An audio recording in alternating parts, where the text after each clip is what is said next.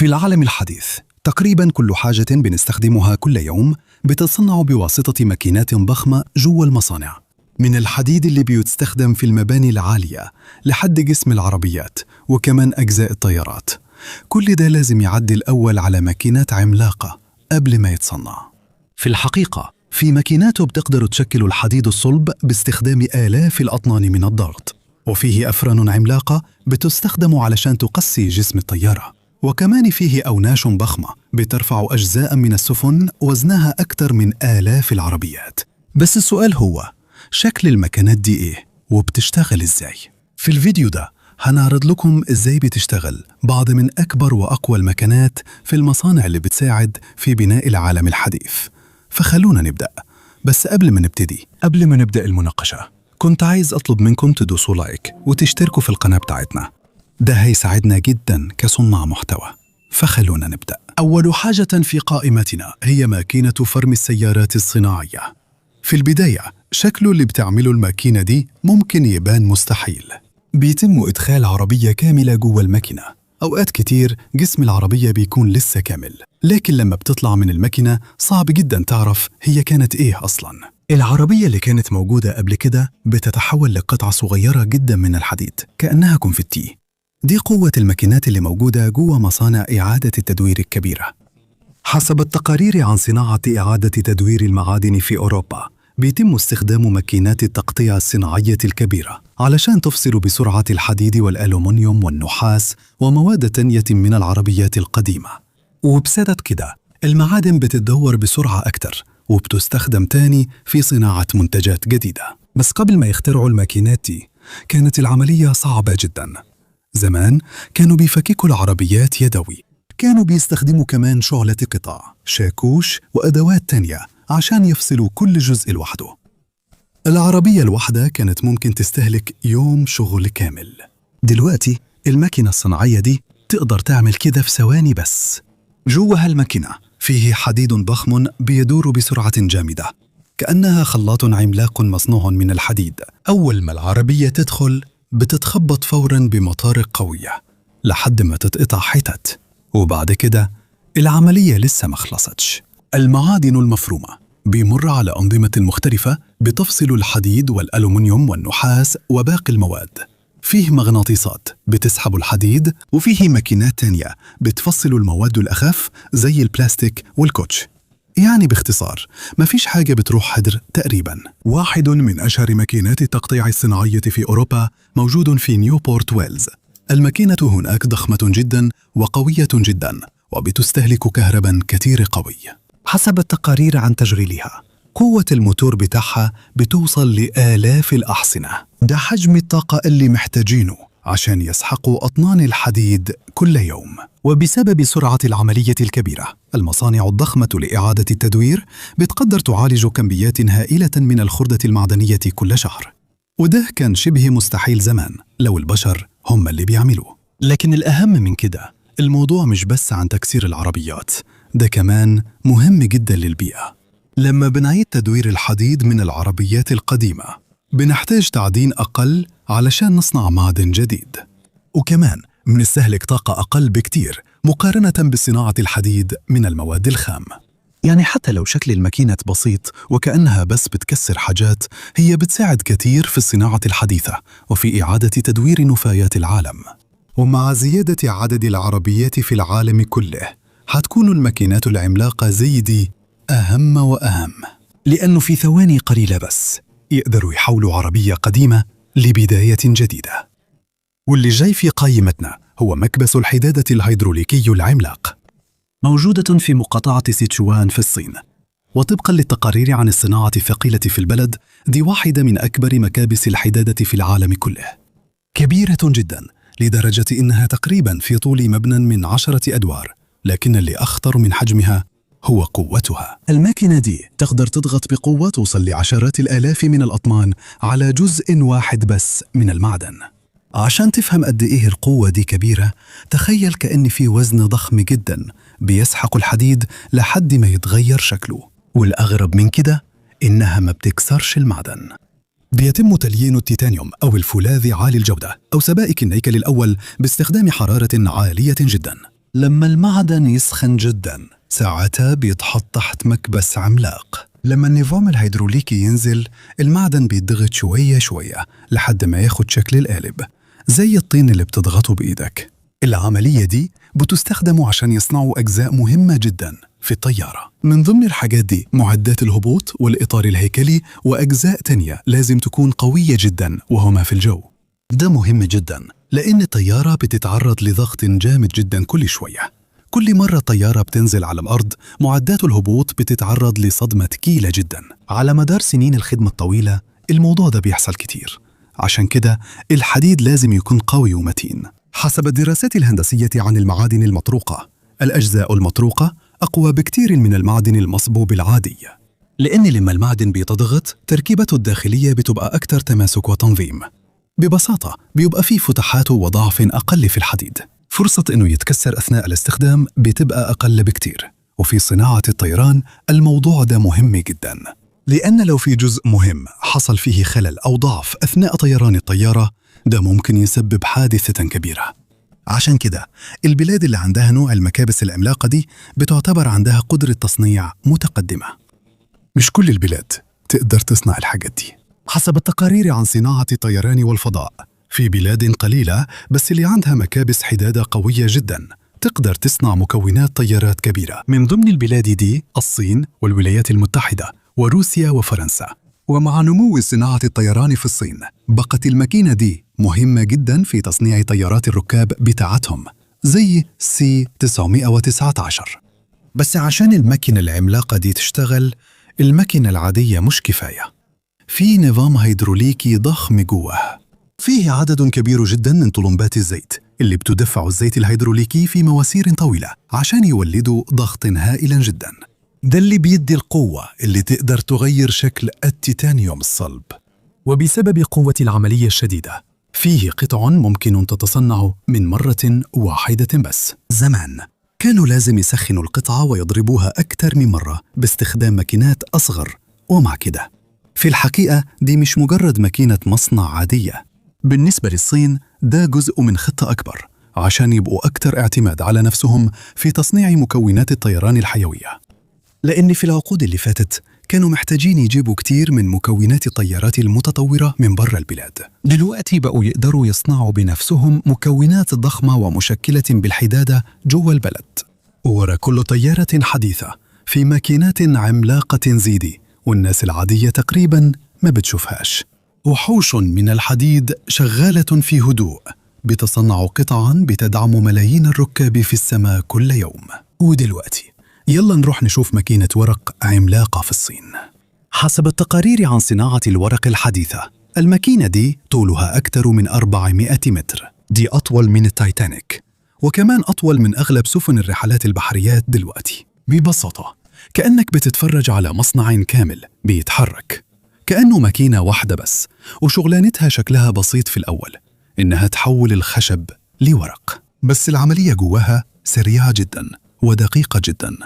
كل حاجة بتبدأ بعجينة الخشب، دي بتكون زي خليط طري ومبلول من ألياف السليلوز والمية اللي جاية من الخشب، شكلها بيبقى زي الطين كده. بعد كده الخليط بيتفرد على شبكة بتتحرك بسرعة جدا، وأثناء ما هي بتتحرك المية بتبدأ تخرج واحدة واحدة، وبتبدأ الألياف تتجمع مع بعض علشان تكون ورقة رفيعة. بس في المرحلة دي بتكون لسه مبلولة جدا، عشان كده الورقة هتعدي على بكرات كبيرة بتضغط عليها علشان تشيل المية أكتر. بعد كده الورقة هتدخل على جزء طويل جدا من الماكينة مليان اسطوانات سخنة. هنا الورقة بتتنشف باستخدام الحرارة والبخار، وطول ما الورقة ماشية جوه الماكينة العملية مستمرة، مفيش توقف، مفيش انقطاع. بعد ما الورقة تنشف في جزء تاني من الماكينة بيخلي سطح الورقة ناعم، بيخلوها أنعم عشان الطباعة على الكتاب أو الكشكول أو المجلة أو الجورنال تبقى أوضح. في كمان باكورات بتضغط الورقة هنا عشان تخلي سمك الورقة كلها متساوي. وفي آخر الماكينة العملاقة هناك بيتلف الورق الجاهز على رولات ضخمة جدا، وكل رول منهم ثقيل جدا. فيه بعض الرولات وزنها تقريبا زي وزن عربيات كتير لو جمعناهم مع بعض. واللي أكتر يدهش إنه العملية كلها سريعة جدا.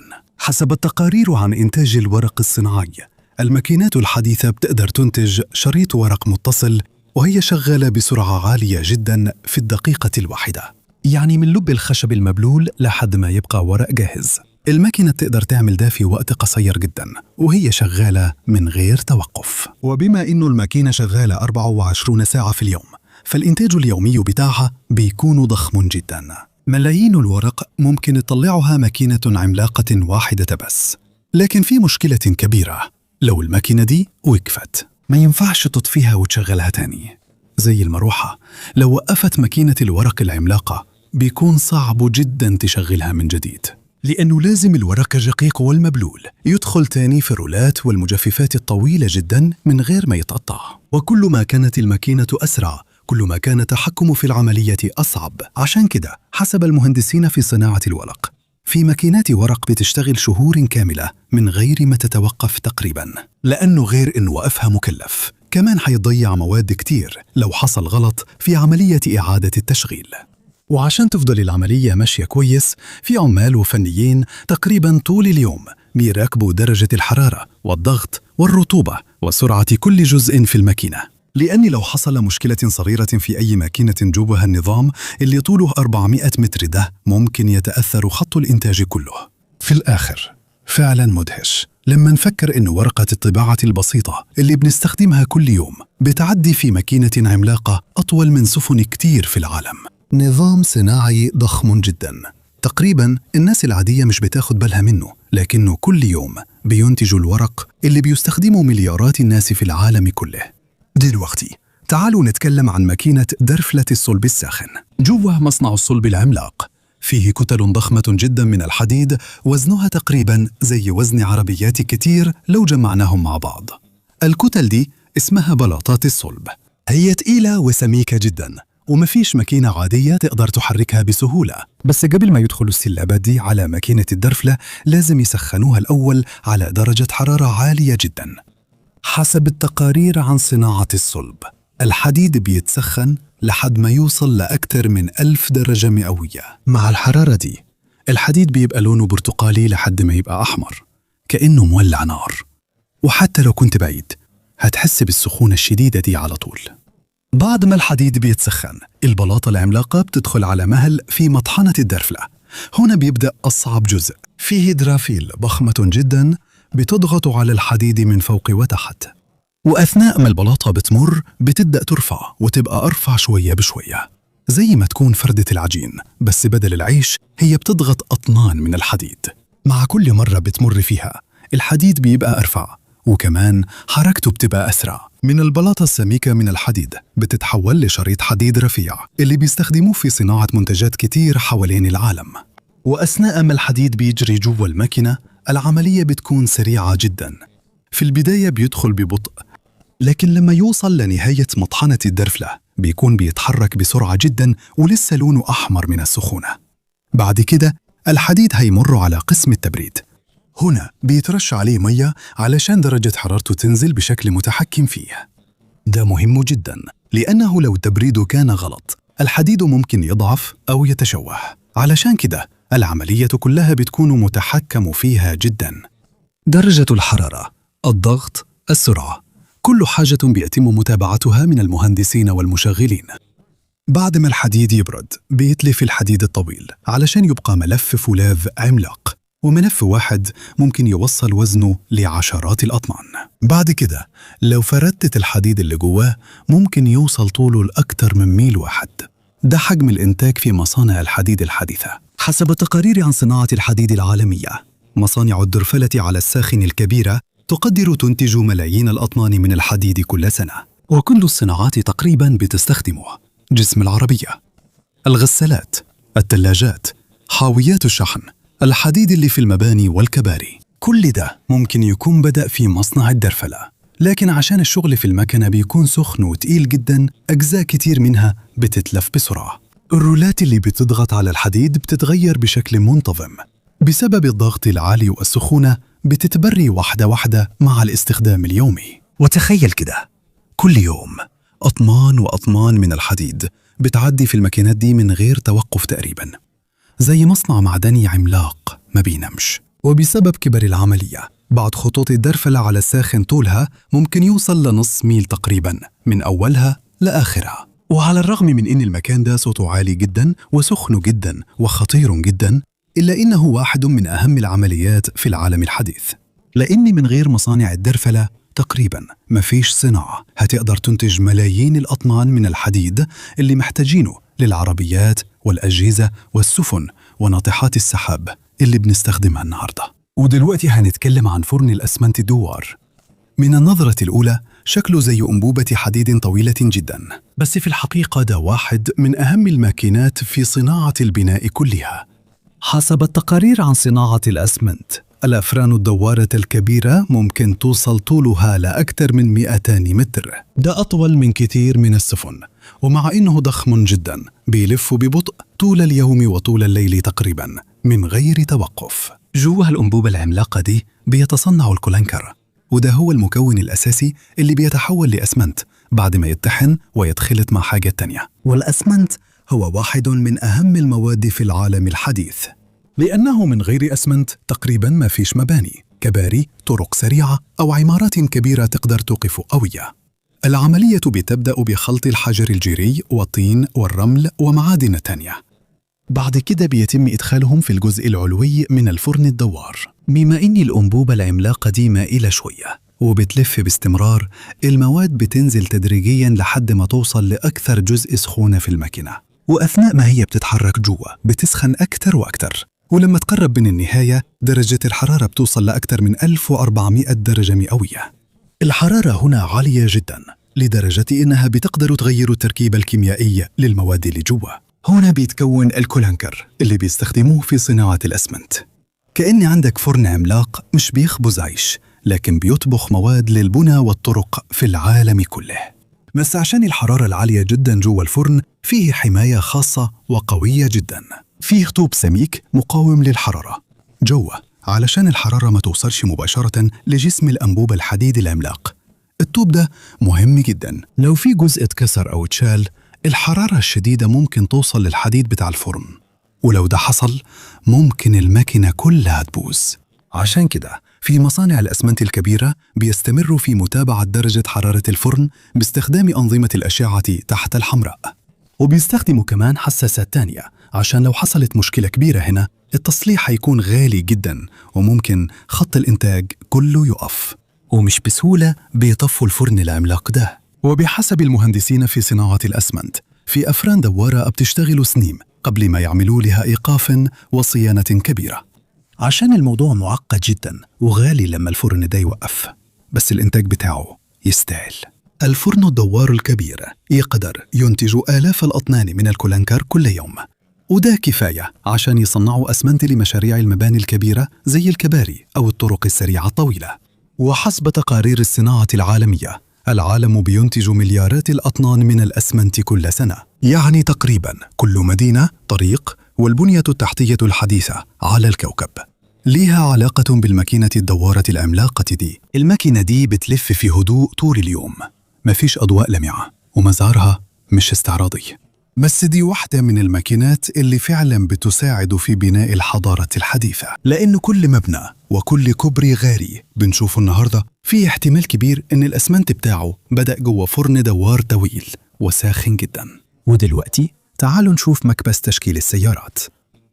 من أول نظرة شكله زي مبنى حديدي ضخم جوه المصنع، كبير جدا وتقيل جدا. حسب التقارير عن صناعة السيارات مكبس التشكيل الحديث ممكن يكون عالي زي مبنى من كذا دور ووزنه آلاف الأطنان، لكن اللي بيعمله أعظم بكتير. في أقل من ثانية واحدة يقدر يحول الحديد المسطح لقطعة من أجزاء العربية، زي الكبوت أو الباب أو السقف أو الجنب بتاع العربية. العملية دي بتشتغل كده. أول حاجة بيدخلوا لوح الحديد المسطح الكبير جوه الماكينة، بعدين المكبس العملاق بينزل بقوة رهيبة تحت وفوق. فيه قالب خاص اسمه داي، زي قالب عملاق كده. لما القالبين اللي فوق وتحت يلمسوا بعض الحديد بيتشكل. الحديد بيضغط وبيمشي على شكل القالب، هناك بيتكون الانحناء وشكل لوحة جسم العربية. وكمان العملية مش ضغطة واحدة بس. في المصانع الحديثة الحديد بيمر على محطات مختلفة جوه خط الضغط. في أول محطة بيتعمل الشكل الأساسي، في اللي بعدها بيضيفوا التفاصيل، الفتحات، الحواف والأجزاء اللي هتتلحم. وطول ما اللوحة بتتنقل من محطة للتانية غالباً الروبوتات هي اللي بتحركها. النظام كله شغال تقريباً من غير توقف، وكمان سرعته عالية جداً. حسب التقارير عن إنتاج السيارات، في خطوط كبس بتطلع لوح جديد من هيكل العربية كل كام ثانية بس. وفي مصانع تانية شغالة 24 ساعة عشان تواكب الطلب الكبير على العربيات في العالم كله. بس عشان المكبس العملاق يشتغل صح لازم كل جزء فيه يكون دقيق جدا، لأن حتى أصغر غلطة في القالب هتظهر فورا في الحديد. لو فيه أي بروز صغير أو انخفاض أو تشوه في اللوحة ممكن يترفض على طول في فحص الجودة. عشان كده كمان صناعة القوالب اللي بتستخدم في مكبس التشكيل غالية جدا. حسب تقارير صناعة السيارات، مجموعة القوارب بس لقطعة واحدة من جسم العربية ممكن توصل تكلفتها لملايين الدولارات، لأن كل تفصيلة لازم تكون دقيقة جدا. ولما يكونوا بيعملوا موديل عربية جديد بيحتاجوا استثمار ضخم عشان يعملوا مجموعة القوالب الكاملة للعربية كلها. بس ده بيكون مستاهل لشركات العربيات الكبيرة، لأنهم باستخدام مكبس التشكيل بيقدروا يعملوا آلاف الألواح الخارجية للعربية اللي كلها نفس الشكل بالضبط. وده السبب ليه العربيات اللي بتطلع من المصنع شبه بعض بالضبط. وبصراحة تقريبا كل العربيات اللي بنشوفها في الشارع دلوقتي عدت على نفس العملية دي. قبل ما العربية تبقى عربية، في لحظة ما ماكينة عملاقة بتسحق وتشكل قطعة حديد مسطحة بسيطة لحد ما تاخد شكل العربية الحديثة اللي احنا عارفينه. ودلوقتي دي ماكينة الصب المستمر. ببساطة شغلوا المكانة دي إنها تحول المعدن المنصهر لحديد صلب بشكل مستمر ومن غير توقف تقريبا، وشكل العملية دي بيبقى زي نهر من النار جوه المصنع. كل حاجة بتبدأ بالصلب المنصهر أو الحديد السايح. حسب التقارير عن صناعة الصلب السائل بيوصل لدرجة حرارة أكثر من 1600 درجة مئوية. حرارته عالية جدا لدرجة إن لون الحديد بيبقى شبه أبيض من شدة النور، وكمان من كتر السخونة الهواء حواليه بيبقى بيرتعش وبيبان عليه الضباب. بعد ما الحديد بيتصهر بيتم صب الحديد السائل في حاوية كبيرة بتتحكم في تدفقه، ومن هناك بيدخل على طول في قالب خاص مصنوع من النحاس المبرد بالمياه. هنا بيبدأ المعدن السائل يتغير، وأثناء ما الحديد المصهور بيلمس القالب البارد الجزء الخارجي منه بيبدأ يجمد تدريجياً، لكن من جواه لسه سائل زي قشرة صلبة ولسه في حديد مصهور في النص.